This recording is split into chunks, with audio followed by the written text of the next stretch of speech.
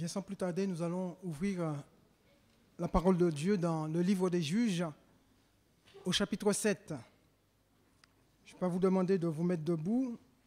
Non, je ne vais pas vous demander de vous mettre debout parce que le passage est assez long. Donc, vous pouvez rester assis. Juges 7, verset 9 jusqu'au verset 25.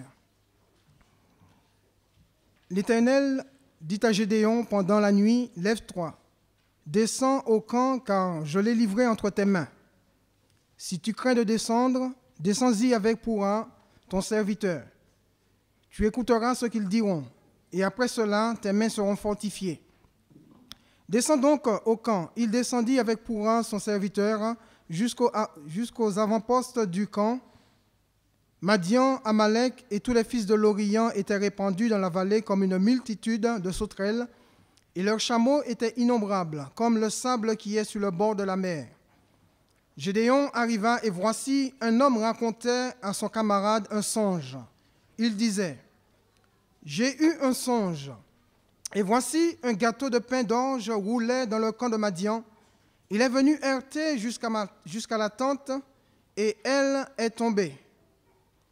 Il a retourné sens dessus-dessous, et elle a été renversée. » Son camarade répondit et dit, « Ce n'est pas autre chose que l'épée de Gédéon, fils de Joas, homme d'Israël.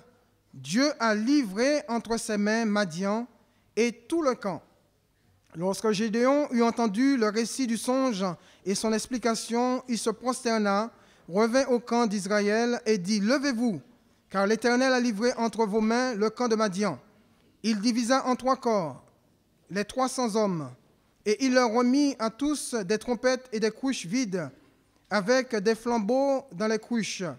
Il leur dit, « Vous me regarderez et vous ferez comme moi. Dès que j'aborderai le camp, vous ferez ce que je ferai. Et quand je sonnerai de la trompette, moi et tous ceux qui seront avec moi, vous sonnerez aussi de la trompette tout autour du camp, et vous direz, pour l'Éternel et pour Gédéon. » Gédéon et les 100 hommes qui étaient avec lui arrivèrent aux abords du camp. Ils commencèrent de la veille du milieu, comme on venait de placer les gardes. Ils sonnèrent de la trompette et brisèrent les cruches qu'ils avaient à la main. Les 3 corps sonnèrent de la trompette et brisèrent les cruches. Ils saisirent de la main gauche les flambeaux et de la main droite les trompettes pour sonner, et ils s'écrièrent, « Épée pour l'Éternel et pour Gédéon. » Ils restèrent chacun à sa place autour du camp. Et tout le camp se mit à courir, à pousser des cris et à prendre la fuite. Les 300 hommes sonnèrent encore de la trompette, et dans tout le camp, l'Éternel leur fit tourner l'épée les uns contre les autres. Le camp s'enfuit jusqu'à Beth-Shitta, vers Tserera, jusqu'aux abords d'Abel-Méhola, près de Taboat. Les hommes d'Israël se rassemblèrent, ceux de Nephtali, d'Azer et de tout Manassé, et ils poursuivirent Madian. Gédéon envoya des messagers dans toute la montagne d'Éphraïm pour dire, « Descendez à la rencontre de Madian et coupez-leur le passage des eaux jusqu'à Beth-Bara et celui du Jourdain. » Tous les hommes d'Éphraïm se rassemblèrent, et ils s'emparèrent du passage des eaux jusqu'à Beth-Bara et de celui du Jourdain. Ils saisirent les 2 chefs de Madian, Oreb et Zeb, et ils tuèrent Oreb au rocher d'Oreb, et ils tuèrent Zeb au pressoir de Zeb. Ils poursuivirent Madian, et ils emportèrent la tête d'Oreb et la tête de Zeb à Gédéon, de l'autre côté du Jourdain. Amen. Nous te bénissons, Seigneur, et nous te remercions, parce que nous croyons, notre Dieu, que nous aussi, nous pouvons vivre, Seigneur, des choses merveilleuses avec toi, comme Gédéon a vécu, Seigneur. Nous te remercions pour ta parole, qui est la vérité. Ta parole, Seigneur, qui est là pour nous encourager. Ta parole, Seigneur, qui est là pour nous fortifier, pour nous relever. Nous te demandons tout simplement, notre Dieu, qu'elle puisse trouver le chemin de nos cœurs et que ton esprit fasse son œuvre, Seigneur, dans chaque vie, ce matin. Dans le nom de Jésus, Seigneur, nous t'avons prié parce que nous réalisons que tu es le Dieu qui écoute, tu es le Dieu qui voit, tu es le Dieu qui entend et tu es aussi le Dieu qui répond à nos prières. Notre Dieu soit béni dans le beau et précieux nom de ton Fils Jésus-Christ. Nous t'avons prié. Amen. Amen. L'histoire du peuple de Dieu libéré par Gédéon et 300 hommes. Avec Dieu, frères et sœurs, il est possible de faire des choses tout à fait impossibles. Comme la parole de Dieu nous dit, tout est possible à celui qui croit. Et avec Dieu, frères et sœurs, tout est possible. Comme nous l'avons vu, nous l'avons lu au travers de l'histoire de Gédéon. Cette histoire où il nous montre que Dieu va accorder la délivrance à son peuple par 300 hommes. Vous vous imaginez d'un côté les Madianites qui couvraient le pays, une multitude innombrable. La Bible nous dit que c'était une armée qu'on ne pouvait pas compter tellement elle était grande et certainement aussi puissante. Et de l'autre côté, nous avons les Israélites au nombre de 300 avec à leur tête Gédéon. Comment peut-on gagner une guerre avec 300 hommes contre une multitude? Humainement parlant, c'est impossible. Et nous constatons que dans notre histoire, la chose qui demeure impossible pour les hommes, elle devient possible pour Dieu. Et je voudrais voir avec vous que ce qui est impossible dans vos vies peut le devenir avec Dieu. Ce qui est impossible dans vos vies peut devenir possible avec Dieu. Et ce matin, je voudrais voir 5 choses que Dieu attend de vous pour que l'impossible dans vos vies devienne possible. Premièrement, je dirais que Dieu s'attend à ce que toi, mon frère, toi, ma soeur, tu sois quelqu'un d'actif dans sa maison. Pour que l'impossible devienne possible dans ta vie, il faut absolument que tu sois actif dans la maison de Dieu, actif dans l'œuvre de Dieu, actif dans l'église du Seigneur. Lorsque l'ange de l'Éternel va venir à la rencontre de Gédéon, qu'est-ce qui va se produire? La Bible nous dit que Gédéon était-il passif? Non, il était actif. Il faisait des choses, mais on se rend compte que son action ne permettait pas du tout à ce qu'il se produise la délivrance du peuple de Dieu. Il était actif, non pas pour le peuple, mais il était actif pour lui-même, parce qu'il nous a dit qu'il était en train de battre du froment et de le mettre à l'abri des Madianites. Quelque part, Gédéon fuyait les Madianites. Au lieu de se préparer, au lieu de monter une armée pour combattre l'ennemi, nous voyons ce Gédéon qui bat du froment, qui se tourne le dos à l'ennemi et qui va cacher ce froment et qui va se cacher lui-même. Actif pour soi-même et non actif pour Dieu, pour son peuple ou pour son œuvre.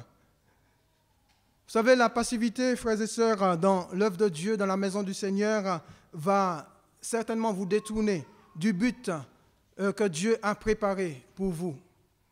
Parce que je suis convaincu que Dieu a préparé un but, un projet pour tout un chacun ce matin. Mais Dieu s'attend à ce que vous soyez actifs dans son œuvre pour qu'il puisse accomplir son projet au travers de vos vies.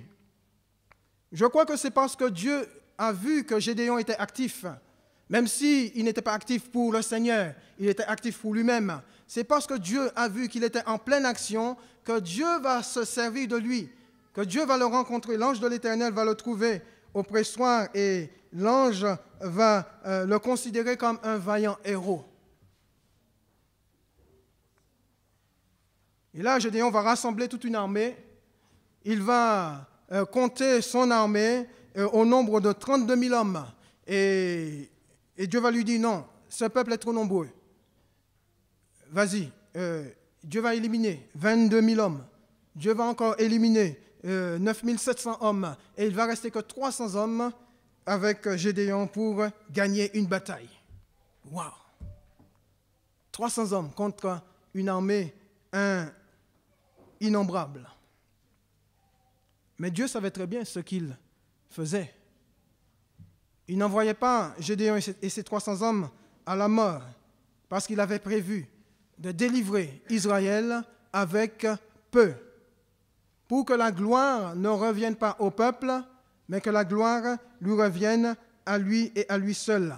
Frères et sœurs, il est important pour nous, chrétiens, nous qui disons appartenons au Seigneur, nous qui nous disons aimer le Seigneur, il est important que nous soyons actifs dans la maison du Seigneur afin de faire avancer l'œuvre de Dieu comme le Seigneur le désire. Dans le livre des Proverbes, il nous est dit au chapitre 12, verset 27, il nous est parlé du paresseux, en nous disant que le paresseux, lui, ne rôtit pas son gibier.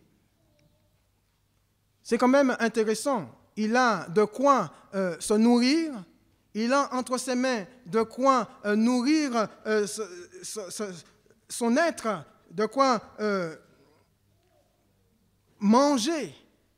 Mais parce qu'il est inactif, parce qu'il est paresseux, il ne peut pas aller au bout de son projet afin de nourrir son corps.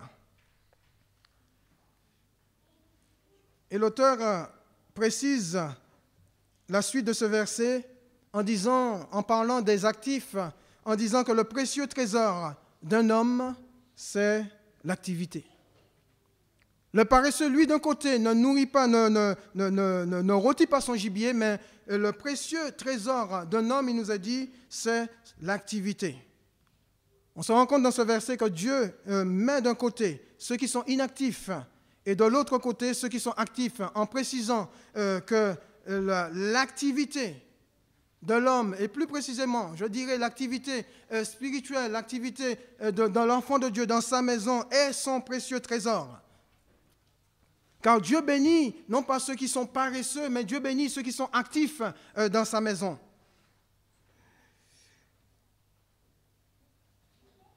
Les actifs, ce sont ceux qui travaillent. Les inactifs, ce sont ceux qui critiquent. Il y a là un lot pour chacun. Le travail pour les actifs et la critique pour les inactifs. Et ce matin, dans quel groupe tu te trouves?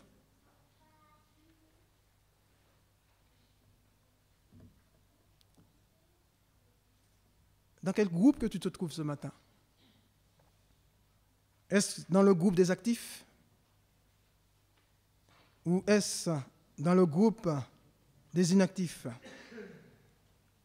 Quand on voit la vie de l'apôtre Paul, on constate que Paul n'était pas un homme inactif. Déjà, même en tant que religieux, c'était un homme actif. Même si ses actions ne faisaient pas avancer l'œuvre du Maître, l'œuvre de Jésus-Christ.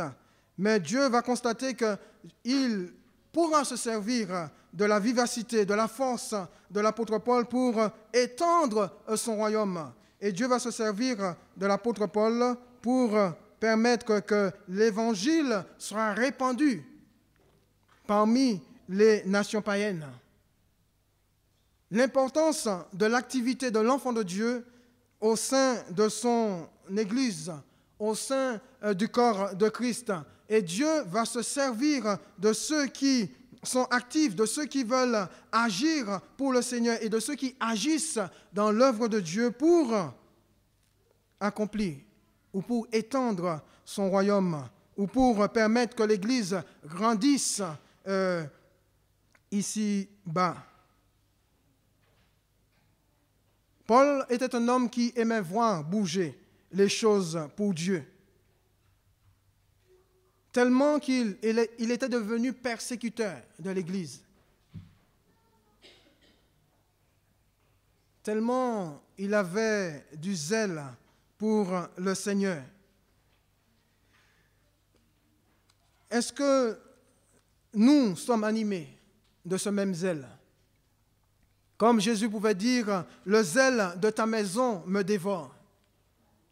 Est-ce que réellement nous sommes animés du même zèle qu'était animé l'apôtre Paul ou qu'était animé le Seigneur lui-même, qui fait que ce zèle lui-même nous dévore au point que nous ne restions pas inactifs dans la maison de Dieu, mais que nous soyons pleinement en action dans l'œuvre du Seigneur, dans l'Église du Seigneur.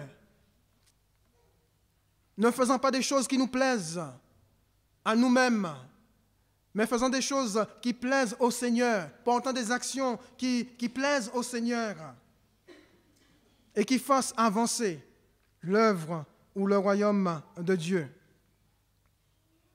Deuxièmement, ce que Dieu attend de toi, c'est que tu aies de l'intelligence et du discernement dans son œuvre.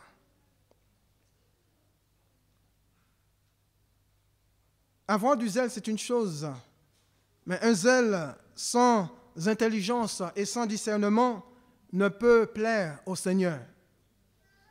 On peut avoir du zèle, mais sans obéissance et sans être à l'écoute de la voix du Seigneur. Un tel zèle, frères et sœurs, ne fera pas du tout avancer le royaume de Dieu, ni non plus ne permettra pas à ce que l'Église croisse, que ce soit en quantité ou en qualité. Telle est la volonté du Seigneur pour son Église. C'est de voir au sein de son peuple des gens actifs, des gens zélés, avec un zèle qui plaise au Seigneur, un zèle qui émane d'une intelligence divine. L'apôtre Paul reconnaît que son peuple avait du zèle pour Dieu. Il dit dans Romains chapitre 10 au verset 2, son peuple, ils ont du zèle pour Dieu, mais ils sont sans intelligence et sans discernement. Donc un zèle sans intelligence et sans discernement va nous aveugler et nous empêcher de voir les merveilles que Dieu désire accomplir au travers de vos vies, au travers de nos vies. Israël avait du zèle, mais un zèle sans intelligence et sans discernement, aveuglé, et il ne pouvait pas voir briller la splendeur de l'évangile de Jésus-Christ. On peut, frères et sœurs, avoir de la bonne volonté, vouloir faire des choses pour Dieu, mais si on le fait sans intelligence et sans discernement, on ne pourra pas voir avancer l'œuvre de Dieu comme Dieu désire que son œuvre avance. Le royaume de Dieu, frères et sœurs, ne peut progresser que selon les méthodes divines. Amen. Je ne peux pas faire avancer le royaume de Dieu selon mes méthodes à moi, selon des méthodes humaines. Le royaume de Dieu est spirituel. Et les méthodes de Dieu sont spirituelles. Et Dieu veut communiquer à son peuple la manière dont nous devrions agir pour que son royaume puisse aller de l'avant. L'intelligence et le discernement sont indispensables pour faire avancer le royaume de Dieu. Ce sont, je pense, les deux vertus qui doivent se trouver dans la vie du chrétien. Deux vertus utiles, l'obéissance et l'écoute. Ce sont ces deux vertus que nous allons trouver dans la vie de Gédéon. Vous savez, dans Juges 7, versets 9 à 11, Dieu va lui dire, Gédéon, descends, Dieu va lui parler. Premièrement, il a fallu que Gédéon soit à l'écoute de Dieu. Parce que quand Dieu parle, il faut quand même qu'on prête attention à ce que Dieu nous dit. Donc, Dieu va parler à Gédéon et Dieu va lui dire, descends dans le camp ennemi pour entendre à nouveau ce qu'il avait déjà commencé à faire dans le camp adverse. Vous savez, si vous n'êtes pas à l'écoute et obéissant à ce que Dieu vous dit, vous ne saurez jamais ce que Dieu a fait ou ce que Dieu a commencé à faire dans le camp de l'ennemi.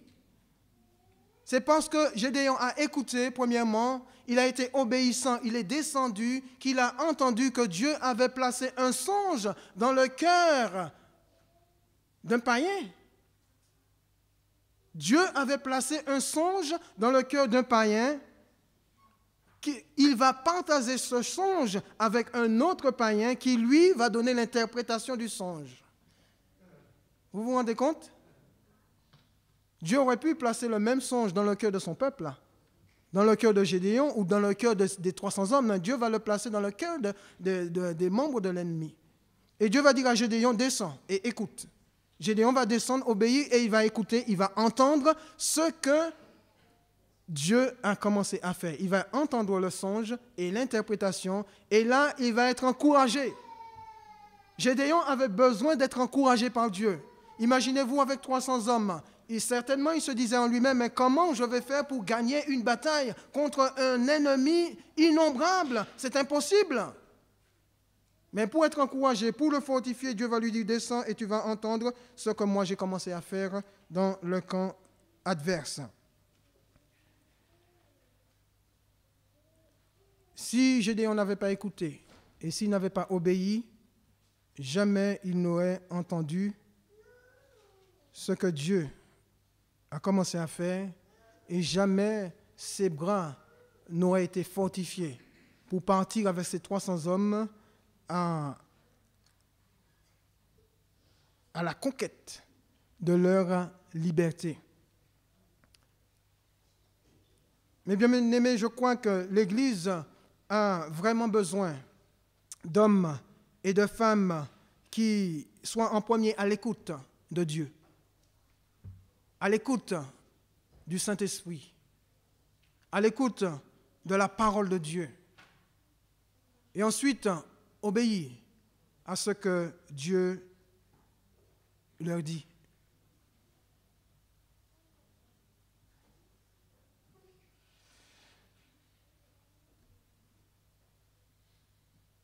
Si vous n'êtes pas à l'écoute du Seigneur, et si vous n'obéissez pas à ce que le Seigneur vous dit, vous resterez toujours esclave de l'adversaire. Israël était esclave des Madianites parce que Gédéon a été à l'écoute, parce qu'il a obéi.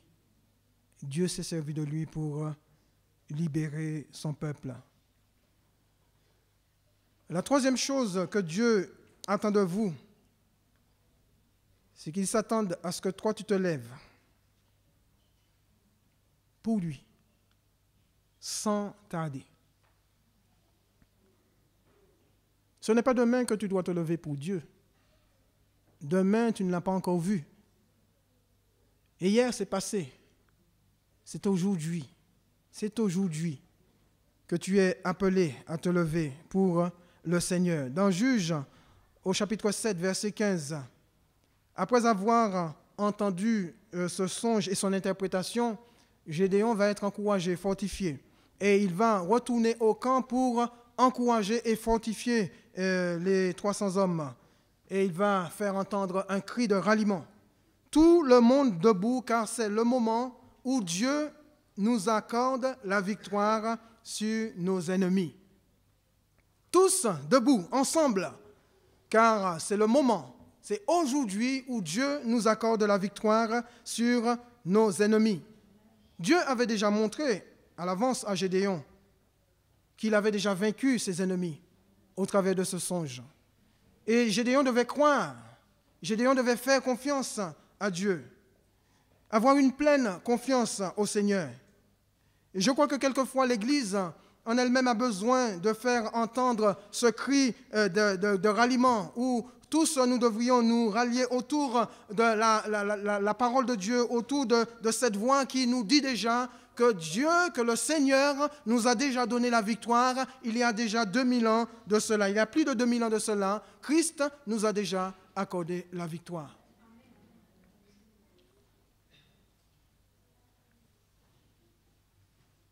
C'est à nous de faire confiance au Seigneur, confiance à la parole de Dieu, confiance aux promesses du Seigneur, si nous voulons vraiment que nos batailles, nous gagnions nos batailles, les différentes batailles qui se dressent devant nous, les différents combats qui se dressent devant nous,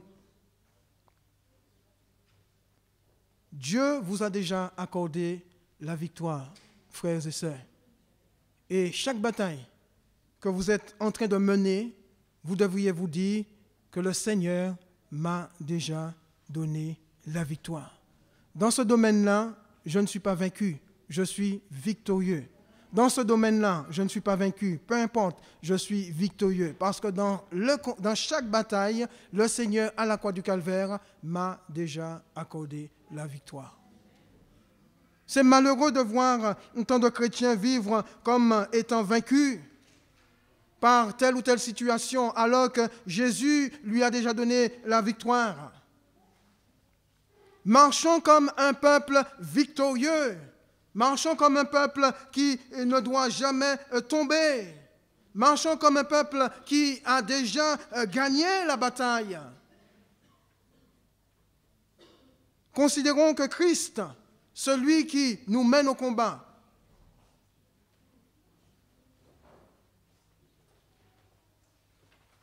est celui qui nous a déjà accordé la victoire.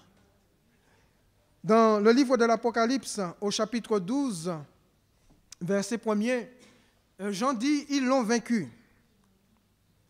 Ils l'ont vaincu, mais qui a vaincu? Est-ce que ce sont les inactifs? Est-ce que ce sont les paresseux? Est-ce que ce sont ceux qui ne se sont pas tenus debout devant l'adversité? Est-ce que ce sont ceux qui ont donné le dos à l'adversaire? Est-ce que ce sont ceux qui pleurnichent tous les 5 minutes? Est-ce que ce sont... Non, ils l'ont vaincu, la Bible nous dit. Ce sont ceux qui ont fait face à toute adversité. Ce sont ceux qui se sont tenus debout devant l'adversaire de leur âme. Ce sont ceux qui, devant chaque situation, sont ressortis vainqueurs. Ce sont ceux, frères et sœurs, qui ont dit non à l'adversaire et qui ont tenu ferme, même au péril, aux dépens de leur vie. La Bible nous dit qu'ils sont là-haut dans le ciel. On les voit, on les retrouve dans le ciel comme des vainqueurs et non comme des perdants. Et Dieu veut faire de vous de tels vainqueurs ce matin. Ils l'ont vaincu. Comment l'ont-ils vaincu? Est-ce qu'avec leurs propres paroles? Est-ce avec leur propre force? Non, ils l'ont vaincu premièrement à cause du sang de l'agneau. À cause du sang de l'agneau, ils l'ont vaincu. Je peux vous dire ce matin, vous avez déjà vaincu à cause du sang de l'agneau. Et deuxièmement, ils l'ont vaincu à cause de la parole de leur témoignage. À cause du sang de l'agneau, et à cause de la parole de leur témoignage. Et de tels vainqueurs, vous les retrouvez dans le ciel. Gédéon lui-même a vaincu aussi à cause du témoignage, de la parole et du témoignage de Dieu au travers du songe qu'il avait entendu et de son interprétation.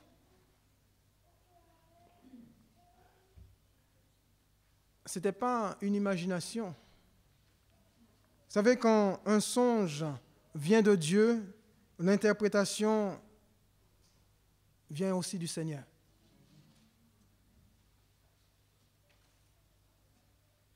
Quand une parole est divine, l'accomplissement est certain, suit derrière. Quand Dieu a fait entendre ce songe à Gédéon et son interprétation, Gédéon a saisi par la foi la victoire que Dieu leur accordait, parce qu'il était impossible par lui-même. Et avec ces 300 hommes, de gagner une telle bataille.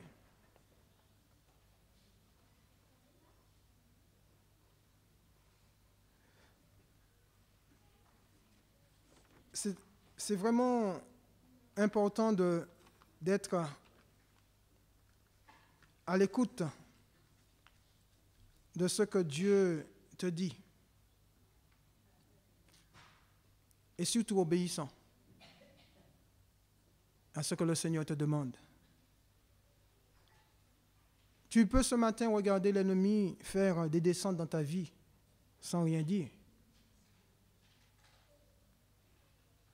Tu peux le regarder te voler, te piétiner sans rien dire. L'Église peut regarder l'ennemi faire des descentes constamment au milieu d'elle et sans rien dire.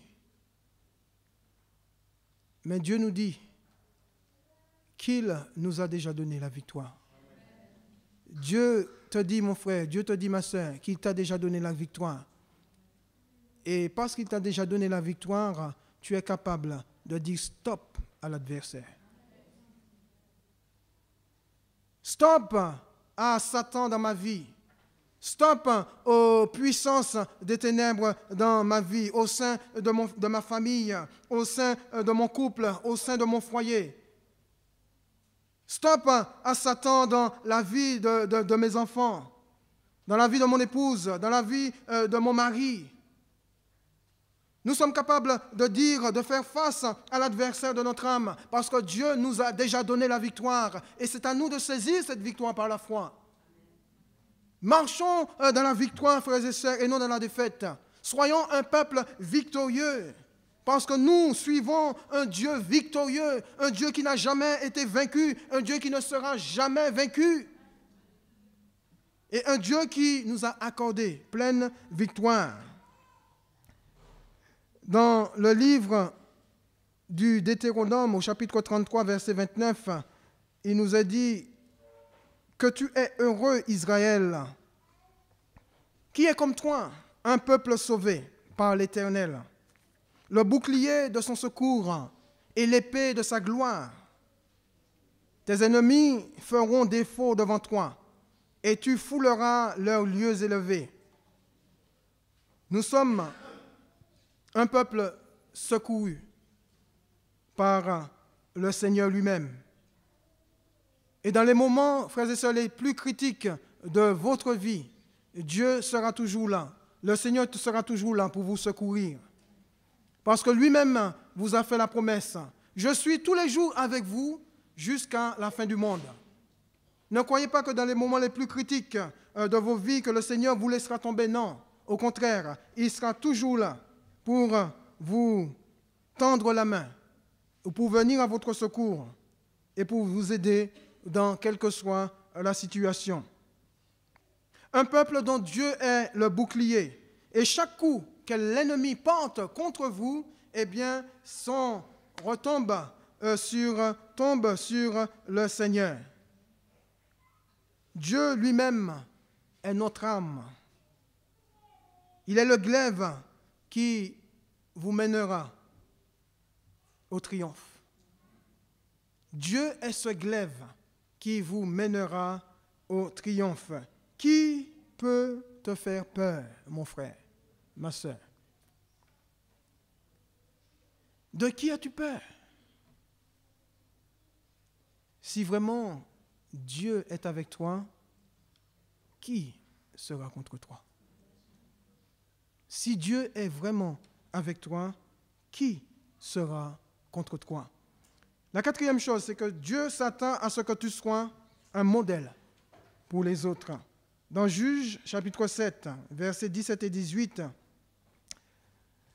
Gédéon va être un modèle pour les 300 hommes. Un exemple.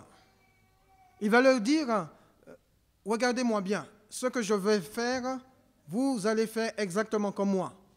Quand je prendrai ma cruche, que je la briserai et je sonnerai du corps, vous ferez exactement. Il fallait que ces 300 hommes suivent l'exemple de Gédéon pour avoir une pleine victoire.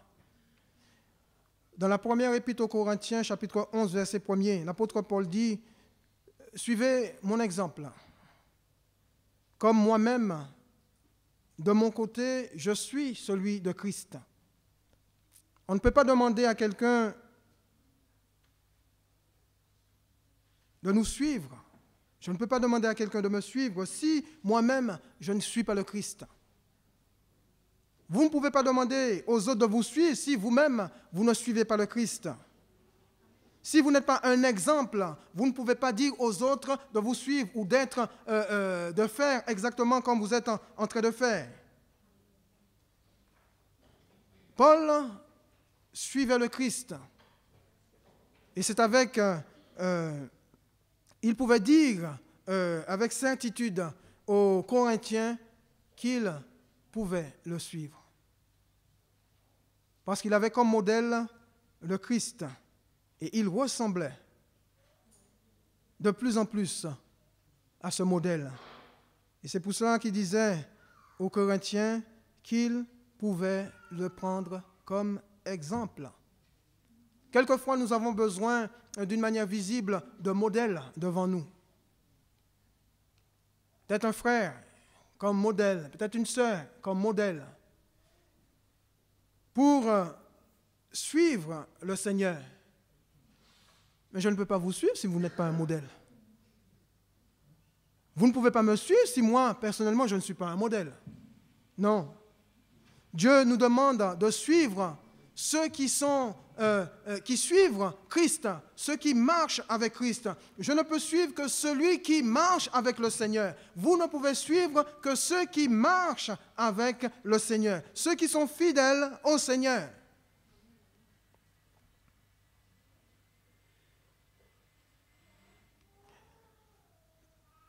Je n'ai pour exemple que ceux qui marchent ou qui vivent avec le Seigneur.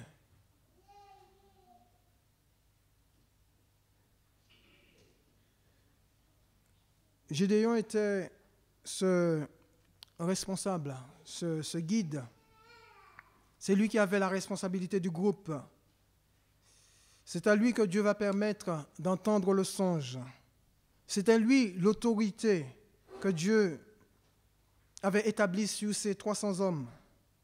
Et quelquefois, nous passons à côté de la bénédiction ou de l'œuvre de Dieu parce que tout simplement, nous bafouons l'autorité. Et quand je parle d'autorité, je ne fais pas allusion seulement aux prédicateurs. Je parle de toute personne établie en tant que responsable, est désignée comme une autorité dans l'Église.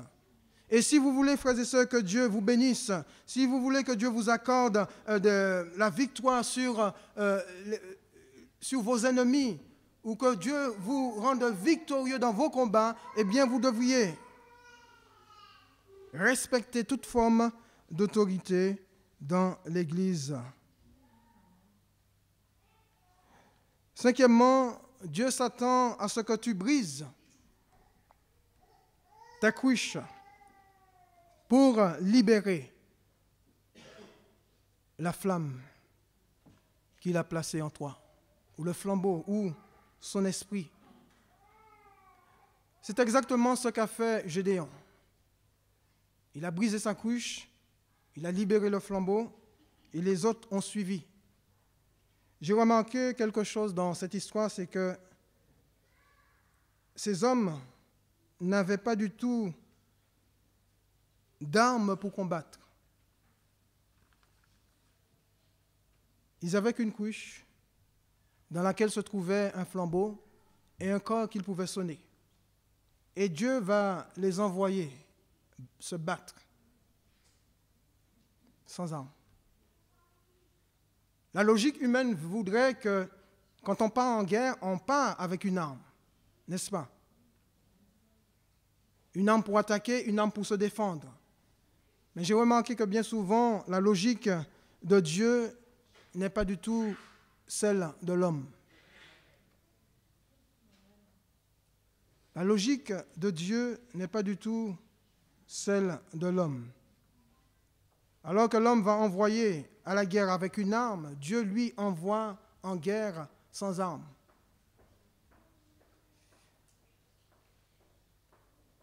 Est-ce que Dieu ne sait pas ce qu'il fait?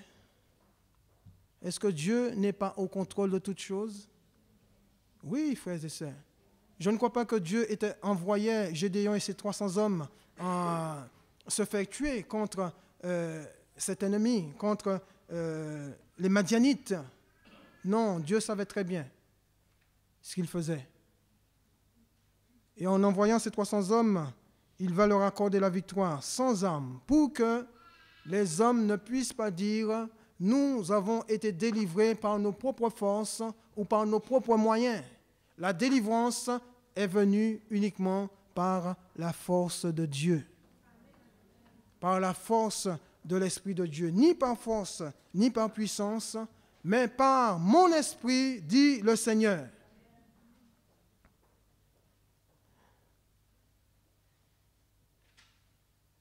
Les âmes humaines ne peuvent rien dans le royaume de Dieu ou contre l'adversaire de notre âme.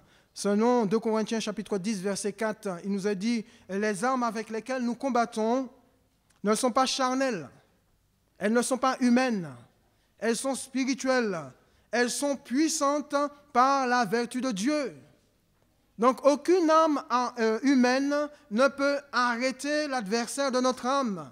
Ce sont les armes que Dieu nous donne qui seront capables de stopper l'ennemi, de stopper la progression de l'ennemi dans vos vies. Elles ne sont pas charnelles, ces armes, mais elles sont puissantes par la vertu de Dieu. Comment voulez-vous, frères et sœurs, avec des armes humaines, renverser les raisonnements et même toutes les hauteurs qui s'élèvent contre la connaissance de Dieu? Comment voulez-vous, avec des armes humaines, ramener toute pensée captive à l'obéissance de Christ? Aucune âme humaine ne peut faire en sorte que des raisonnements soient renversés et que des pensées soient ramenées captives à l'obéissance de Christ. Mais la seule âme capable d'accomplir de telles choses, c'est celle que Dieu a placée en vous et en moi. C'est son esprit et sa parole. Et l'esprit de Dieu et la parole de Dieu. Mais pour cela, frères et sœurs, il y a besoin que ce feu soit libéré. Comme il a été question dans notre histoire, Gédéon ne pouvait pas gagner cette bataille avec une couche dans laquelle se trouvait le flambeau. Un flambeau renfermé dans une couche vide.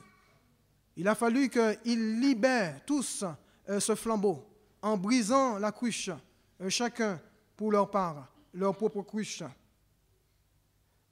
Je pense que c'est pour nous une image ce matin, une image de ce que nous sommes, une image de ce que Dieu a fait de nous.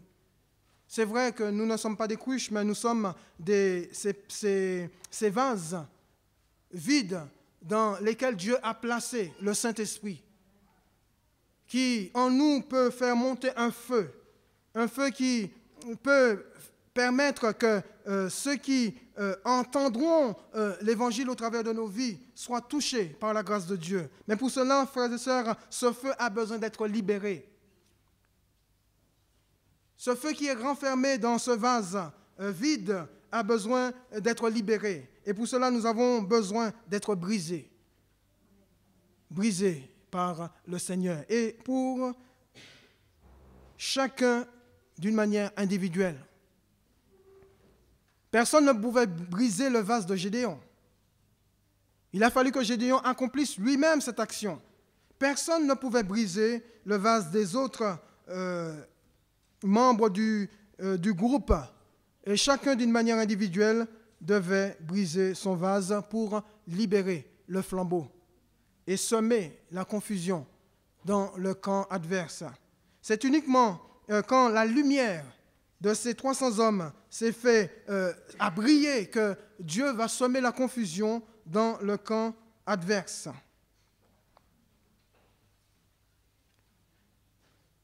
Mes frères et mes sœurs, c'est important que chacun d'entre nous ce matin puisse briser sa couche pour libérer la vie de l'esprit, la flamme de Dieu, afin que le témoignage au travers de vos vies porte du fruit. C'est Jérémie qui disait au chapitre 20, verset 9, « Si je dis, je ne ferai plus mention de lui, je ne parlerai plus en son nom, il y a dans mon cœur comme un feu dévorant qui est renfermé dans mes os. Je m'efforce de le contenir et je ne puis. Ce que tu retiens en toi va t'embraser ou s'éteindre, ou même t'épuiser. Brise ta cruche ce matin afin de libérer le feu de Dieu. Brise ta cruche ce matin afin de libérer la flamme et la parole de Dieu. Brise ta cruche ce matin afin d'éclairer les ténèbres et que Dieu sème la confusion au sein du camp adverse. Voilà ce que Dieu attend de toi ce matin. Si tu veux être victorieux dans tout, je ne dis pas dans certains, dans tous les combats que tu rencontres. Être quelqu'un d'actif dans la maison de Dieu, dans son royaume, avoir de l'intelligence et du discernement divin, te lever pour Dieu sans tarder, être un modèle, exemple pour les autres, et ne pas retenir la flamme de l'Esprit de Dieu en toi. Prions le Seigneur. Sois béni, Père Saint.